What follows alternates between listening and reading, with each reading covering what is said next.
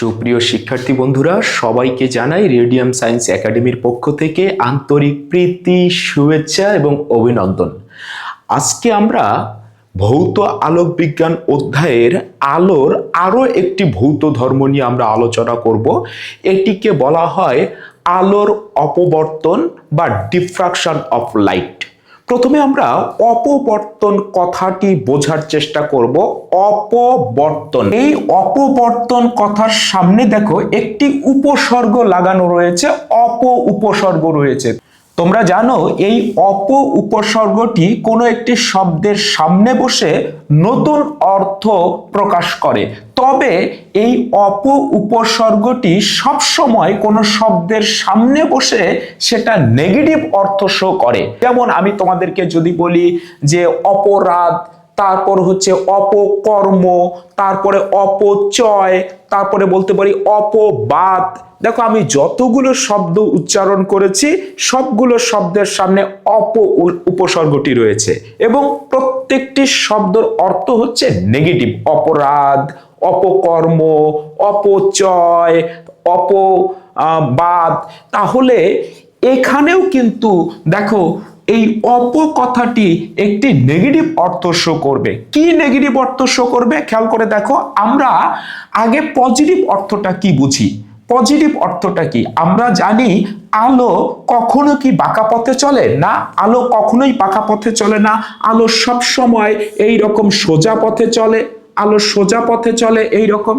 কিন্তু আলো যদি সোজা পথে না চলে, এই রকম যদি বেঁকে যায়, আলো যদি বেঁকে যায়, বলতো এই বেঁকে গেলে কি আলোর ধর্মটা ঠিক থাকবে? না, আমরা তো জানি আলো সোজা পথে চলে। কিন্তু এমন কিছু আমরা শর্ত অ্যাপ্লাই করব এই আলোর উপরে, তখন আমরা দেখব আলো বেঁকে যাবে। তাহলে আলো তার সহজাত প্রবণতা অর্থাৎ সরল রেখায় না গিয়ে সরল রেখা তো যাবে এবং কিছু আলোক রশ্মি দিক পরিবর্তন করবে। তাহলে আলো এখানে তার যে ন্যাচারাল যে ধর্মটি রয়েছে, তার যে সহজাত ধর্মটি রয়েছে, এটা থেকে সে বিচ্যুত হবে। এই জন্য আমরা এই কথাটি লাগাই। অর্থাৎ দেখো বর্তন, বর্তন মানে পড়বে, বর্তিত হবে। কার উপরে? ধরো পর্দার উপরে বর্তিত হবে। তাহলে পর্দার উপরে আলোটা কিভাবে এসে পড়বে? অন্যায় ভাবে এসে পড়বে, নেগেটিভ ভাবে এসে পড়বে, অপভাবে হিসাবে পড়বে। অর্থাৎ সোজাও যাবে, আবার আলোক রশ্মি বেঁকে গিয়েও এই পর্দার উপরে পড়বে। এই জন্য এই ধর্মটাকে বলা হয় আলোর অপবর্তন। কারণ আলো সোজা পথে যাওয়ার পাশাপাশি তার দিক পরিবর্তন করেও কোনো পর্দার উপরে গিয়ে বর্তিত হবে। এই জন্য আমরা এই টার্মটাকে বলি আলোর অপবর্তন। ইংরেজিতে বলা হয় ডিফ্রাকশন অফ লাইট। কখন আলো কোনো পর্দার উপরে বেঁকে গিয়ে বর্তিত হবে? আমাদের শর্ত অ্যাপ্লাই করতে হবে। কি শর্ত? আমরা এই আলোর উৎসের সামনে ধরো একটা প্রতিবন্ধক রেখেছি, অথবা কোনো আলোর উৎসের সামনে আমরা একটি চির রেখেছি। তাহলে এই প্রতিবন্ধকের প্রথমে যে এই ধারগুলো রয়েছে, দেখো এগুলো ধার বা কিনারা, এগুলোকে বলা হয় ধার বা কিনারা। এই যে প্রতিবন্ধকের যে মাথাগুলো, এগুলোকে আমরা বলবো ধার বা কিনারা। বলতো এই ধারটা কি এখনো সূক্ষ্ম, মানে সুইয়ের মতো কি চিকন? না, আমি ভোঁতা করে এঁকেছি। ওকে, তাহলে বলতো আলোক রশ্মি যদি এই বরাবর যায়, এই প্রতিবন্ধকে বাধা পাবে, তাহলে এই পর্দার উপরে আমরা ছায়া পাবো। আলোক রশ্মি এই পর্দার উপরে গিয়ে পড়তে পারবে না। যদি আলোক রশ্মি এভাবেও পড়ে, তাহলে এই প্রতিবন্ধকে বাধা পাবে, আলোক রশ্মি এই পর্দার উপরে গিয়ে পড়বে না, আমরা ছায়া দেখতে পাবো। কিন্তু যখন এই কিনারা ঘেঁষে চলে যাবে, ধার বা কিনারা ঘেঁষে যখন চলে যাবে, এই ভোঁতা ধার বা কিনারা ঘেঁষে যখন আলোক রশ্মি চলে যাবে, বলতো আলোক রশ্মি পাস করতে পারবে? তাহলে সোজা আলোক রশ্মি গিয়ে পর্দার এই বিন্দুতে পড়বে, আবার আলোক রশ্মি এই কিনারা ঘেঁষে এইখানে এসে পড়বে, তারপরে আলো তো এই দিকে গিয়ে পড়বে। তাহলে এই দিকে আমরা উজ্জ্বল অংশ দেখতে পাবো, পর্দার উপরে আমরা উজ্জ্বল অংশ দেখতে পাবো। কিন্তু এইটুকু অঞ্চলে আমরা কিন্তু কোনো আলো দেখতে পাবো না। অর্থাৎ এইখানে এই প্রতিবন্ধকের ছায়া পড়বে। এবারে আমরা এই প্রতিবন্ধকের দৈর্ঘ্যটা যদি ছোট করি, বলতো এই ছায়ার অঞ্চলটাও হবে ছোট। আমি যদি এই প্রতিবন্ধকের দৈর্ঘ্যটা বড় করি, তাহলে বলতো এই ছায়া অঞ্চলটার দৈর্ঘ্য হবে বড়। তাহলে যেহেতু প্রতিবন্ধকের দৈর্ঘ্য কম বেশি করার সাথে সাথে এই পর্দার উপরে ছায়াযুক্ত অঞ্চলে দৈর্ঘ্য কম বেশি হয়, এই জন্য এই ছায়া অঞ্চলকে আমরা বলি জ্যামিতিক ছায়া অঞ্চল। তাহলে এইখান থেকে শুরু করে এইটুকু আমার জ্যামিতিক ছায়া অঞ্চল। কিন্তু তাহলে এখানে দেখো, যখন কিনারা ঘেঁষে চলে গেছে, কেমন কিনারা? প্রতিবন্ধকের ভোঁতা কিনারা, তীক্ষ্ণ না, ধারালো না, সূচালো না। কিন্তু তখন আলোক রশ্মি সোজা চলে গেছে, কোনো দিক পরিবর্তন করেনি। কিন্তু আমরা যদি শর্ত অ্যাপ্লাই করি, কি শর্ত? এই যে প্রতিবন্ধকের যে কিনারাগুলো রয়েছে, আমি কিন্তু দৈর্ঘ্য ছোট বড় করছি না এই প্রতিবন্ধকের, শুধু এই ধারগুলোকে আমি তীক্ষ্ণ করে দেব, সুইয়ের মতো সুচালো করে দেব। দৈর্ঘ্য আগে যা ছিল এখনো তাই আছে।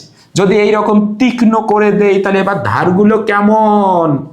তীক্ষ্ণ ধার, সুচালো ধার। এবারে দেখা যায় যে আলোক রশ্মি সোজা যাবে, বলতো এবারও এইটুকু অঞ্চলে ছায়া দেখার কথা, কিন্তু এবার দেখা যায় না। এই এত বড় অঞ্চলে ছায়া দেখা যায় না, ছায়াযুক্ত অঞ্চলের দৈর্ঘ্যটা কমে গেছে। এবার ছায়াযুক্ত অঞ্চল দেখা যায় এইটুকু হচ্ছে, এইটুকুতে ছায়া পড়েছে। তাহলে ছায়াযুক্ত অঞ্চলের দৈর্ঘ্যটা কমে গেছে, কিন্তু কমার তো কথা না। তাহলে এইটুকু আলোকিত হয়েছে, এইটুকুর মধ্যেও আলো পড়েছে, এই জন্য আলোকিত দেখা গেছে। এইটুকুর মধ্যেও আলো পড়েছে, আলোকিত দেখা গেছে। তার মানে যেহেতু আমি প্রতিবন্ধকের দৈর্ঘ্য বাড়াইও নাই কমাইও নাই, তাহলে এইটুকুই ছায়াযুক্ত অঞ্চল দেখার কথা ছিল। কিন্তু আলো এদিকেও প্রবেশ করেছে, এদিকেও প্রবেশ করেছে। তার মানে প্রতিবন্ধকের এই তীক্ষ্ণ ধার ঘেঁষে যাওয়ার সময় আলোক রশ্মি অবশ্যই এই রকম বেঁকে গেছে, দিক পরিবর্তন করেছে। আলোক রশ্মি বেঁকে গেছে মানে দিক পরিবর্তন করেছে, ফলে এইটুকু অঞ্চল আলোকিত, এইটুকু অঞ্চল আলোকিত দেখা গেছে। তাহলে বলতো, কোন প্রতিবন্ধকের তীক্ষ্ণ ধার ঘেঁষে আলোক রশ্মি যাওয়ার সময় আলোক রশ্মি তার দিক পরিবর্তন করে বেঁকে যায়। এই যে বেঁকে যাওয়ার ঘটনা, এই যে অন্যায়ভাবে কোনো পর্দার উপরে এসে বর্তিত হলো, সোজা যাওয়ার কথা ছিল কিন্তু তারা বেঁকে গিয়ে বর্তিত হয়েছে, এই ঘটনাকে আমরা বলবো আলোর অপবর্তন। অর্থাৎ কোন প্রতিবন্ধকের তীক্ষ্ণ ধার ঘেঁষে আলোক রশ্মি যাওয়ার সময় আলোক রশ্মি দিক পরিবর্তন করে। এই দিক পরিবর্তনের ঘটনাকে আমরা বলবো আলোর অপবর্তন বা ডিফ্রাকশন অফ লাইট। এখন তোমরা এই ঘটনাটা অন্য একটা ক্ষেত্রেও আমরা দেখতে পাই। আলোক রশ্মি যখন কোনো সরু চিরের মধ্য দিয়ে যায়, চির এর মধ্য দিয়ে যদি আলোক রশ্মি যায়, তাহলে বলতো এইটুকু অঞ্চল আলোকিত দেখার কথা, এইটুকু অঞ্চল আলোকিত দেখার কথা পর্দার উপরে, কিন্তু বাস্তবে দেখা যায় এইটুকু না, একটু বড় অঞ্চল আলোকিত দেখা যায়। তার মানে এই সরু চিরের মধ্য দিয়ে যাওয়ার সময়ও আলোক রশ্মি কিন্তু দিক পরিবর্তন করে। এই যে দিক পরিবর্তনের ঘটনা, এইটাকে আমরা আলোর অপবর্তন বলবো। অর্থাৎ কোন প্রতিবন্ধকের তীক্ষ্ণ ধার ঘেঁষে আলোক রশ্মি যাওয়ার সময় কিংবা কোন সরু চিরের মধ্য দিয়ে আলোক রশ্মি যাওয়ার সময় আলোক রশ্মি দিক পরিবর্তন করে, এই ঘটনাটাকে আমরা আলোর অপবর্তন বলবো। এখন তোমরা প্রশ্ন করতে পারো যে এই দিক পরিবর্তন হয় কেন? কারণটা হচ্ছে, আমরা হাইগেন্সের নীতি থেকে জানি যে কোনো তরঙ্গ মুখের যে কণাগুলো আছে তারা গৌণ তরঙ্গ সৃষ্টি করে এবং মূল তরঙ্গের সমান বেগে সামনের দিকে অগ্রসর হয়।